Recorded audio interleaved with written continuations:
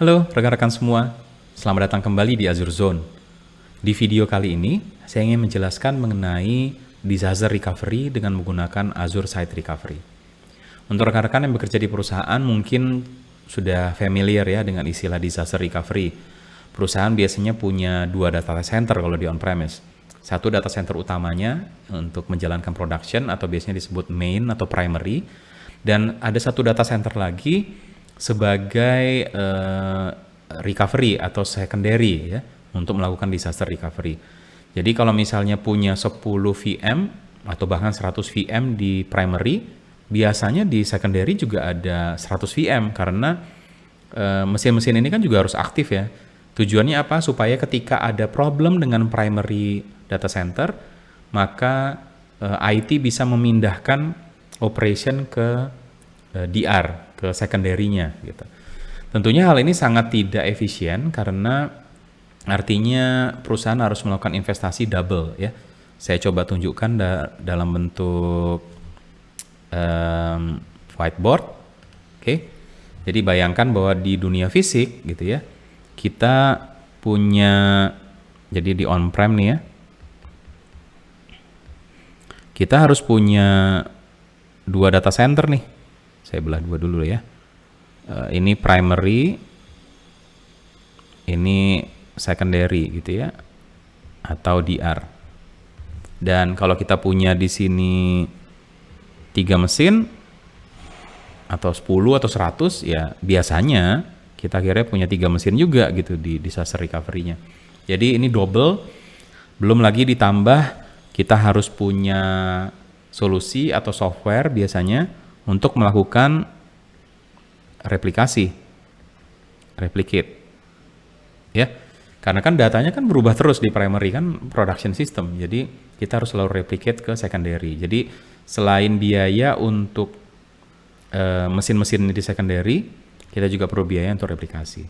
Nah kalau di Azure, kita masuk ke Azure, prinsipnya sama tapi dengan biaya yang lebih murah gitu. Jadi bayangkan kita punya sama 3 VM gitu ya, dan kita juga punya ini primary, ini secondary gitu ya. Kita pakai bahasa yang sama saja supaya lebih mudah gitu. Nah yang dilakukan oleh Azure adalah kita punya namanya Azure Site Recovery untuk melakukan replikasi dari primary ke secondary ini. Tapi yang menarik adalah yang kita replicate itu bukan VM-nya, tapi disknya. Gitu ya. Jadi kan masing-masing VM kan punya disk ya, bisa 1, bisa lebih dari 1 gitu ya. Yang dilakukan oleh Azure Site Recovery, saya pakai warna lain, saya singkat ASR ya di sini ya, adalah mereplikasi disknya. Jadi kita akan punya disk di sini gitu ya, yang secara reguler akan direplicate oleh ASR. Deltanya tentunya untuk menghemat biaya bandwidth gitu ya. Sementara VM-nya sendiri itu tidak aktif. Jadi saya sengaja buat di sini bentuknya titik-titik ya.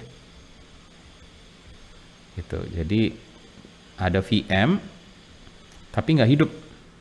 Gitu. Jadi dengan cara seperti ini biayanya jadi lebih murah karena kan kalau VM-nya nggak hidup ya nggak ada cost-nya gitu ya, nggak ada biaya compute-nya gitu.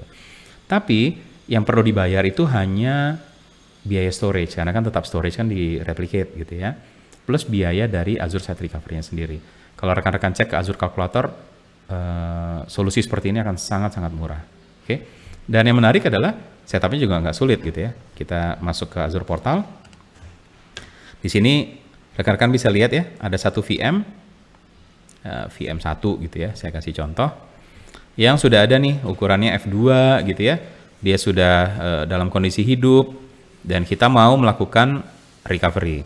Oke, jadi kita masuk ke bagian operations, di sini ada disaster recovery di sebelah kiri, ya.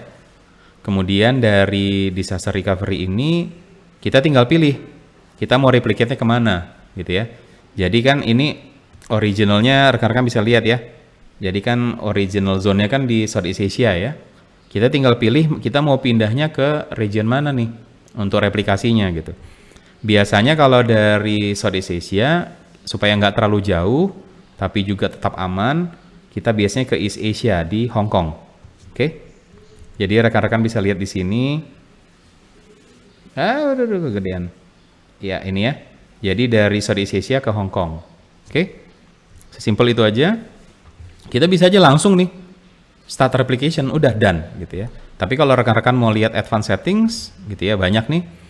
Mau kita buat kita pilih subscription-nya, kita bisa define resource group-nya gitu ya untuk yang nanti di site recovery-nya, karena kan di site recovery-nya perlu virtual network-nya, kita perlu set up resource group-nya gitu ya. Kita juga perlu misalnya mengubah mappingan dari sisi storage dan lain-lain, tapi by default udah disiapkan nih gitu untuk memudahkan rekan-rekan semua. Tapi ya kalau mau dipilih sesuatu yang mau dibuat custom silahkan gitu ya. Tapi kalau ini langsung jalan juga nggak masalah. Kita tinggal next review gitu ya. Dan kalau ini udah benar, kita mau dari resource group Azure Zone jadi Azure Zone ASR targetnya. Kemudian Azure Zone VNet jadi Azure Zone VNet ASR, sama-sama tetap single instance gitu ya. Kemudian source disk-nya sama, dan ini ada cache storage account. Ini tujuannya waktu melakukan replikasi soalnya di snapshot dulu gitu ya, dari disknya kita baru di copy, jadi nggak mengganggu production gitu. Jadi di sini perlu untuk storage account, replication settings-nya udah lengkap, terus sudah kita tinggal start replication dan Azure akan create semuanya gitu. Nanti kalau ini udah selesai, kita tunggu dulu sampai selesai nih creation-nya. Nanti setelah selesai kita akan lihat sebenarnya apa sih yang dibentuk oleh Azure dari Azure Site Recovery ya. Kita tunggu sampai lengkap selesai. Oke, jadi rekan-rekan bisa lihat di sini replication-nya masih di enable, tapi semua deployment-nya sudah succeed. Kita buka portal satu lagi aja ya. Nih, jadi rekan-rekan bisa lihat saya masuk ke VM-nya aja dulu ya. Dari VM-nya, dan kita masuk tadi ke bagian disaster recovery di menu sebelah kiri. Ya. Nah, rekan-rekan bisa lihat semuanya di sini replication-nya healthy, tapi memang statusnya masih 0% synchronize, perlu waktu untuk melakukan sinkronisasi ini. Jadi biasanya ditunggu aja. Baru kita bisa lihat di sini juga infrastructure view-nya. Jadi kita punya virtual machine tadi VM1 dan kita ada Azure Site Recovery yang melakukan replikasi. Perhatikan di sini boundary-nya ya. Jadi di sini Southeast Asia, di kanan itu East Asia, dan di sini ada storage account sebagai cache. Jadi disk dari virtual machine direplikasinya ke sini dulu sebenarnya oleh Site Recovery, baru dibawa ke East Asia untuk create satu managed disk. Jadi kalau kita masuk ke resource group, di sini sudah ada resource group tadi, Azure Zone ASR tadi ya, yang di-create nih. Udah ada disknya, udah ada replika yang terbentuk. Tapi memang sedang di synchronize dari Southeast Asia ke East Asia gitu ya, karena ya balik lagi tergantung ukuran gitu ya. Jadi enabling replication ini akan makan waktu, biasanya kita akan tinggal aja dan kita tunggu setelah beberapa lama nanti baru kita bisa lihat kondisinya seperti apa. Tapi rekan-rekan yang paling penting jangan lupa adalah selain nanti kita sudah melakukan replikasi, sudah berhasil, jangan lupa di sini ada fasilitas untuk test failover. Jadi untuk rekan-rekan yang sudah biasa juga punya disaster recovery di on-prem, pasti ada tuh tiap bulan atau tiap 3 bulan itu pasti ada DR drill istilahnya gitu ya. Jadi kita lagi tes. Nah, tesnya itu dengan melakukan test failover di sini gitu. Oke. Jadi mungkin nanti di kesempatan lain, di video lain saya akan tunjukkan bagaimana caranya kita bisa melakukan test failover. Dan satu hal lain lagi juga kan, kalau kita punya beberapa VM yang menjadi bagian dari satu aplikasi, nggak mungkin kan cuman satu VM-nya aja yang kita DR gitu ya. Kalau DR-nya harus barengan. Misalnya satu aplikasi ada 3 VM ya, tiga-tiganya harus sekaligus DR gitu kalau salah satu trouble gitu. Nah, itu nanti kita akan tunjukkan juga di video lain yang membahas lebih detail mengenai Azure Site Recovery ini. Oke, semoga rekan-rekan terbantu dengan penjelasan saya mengenai Azure Site Recovery, dan jangan lupa ini harus langsung digunakan gitu ya. Toh secara cost juga relatif murah dan akan sangat membantu nanti sebagai bagian dari BCDR ya, Business Continuity and Disaster Recovery yang dimiliki oleh perusahaan rekan-rekan semua. Oke, sampai jumpa di video Azure Zone selanjutnya.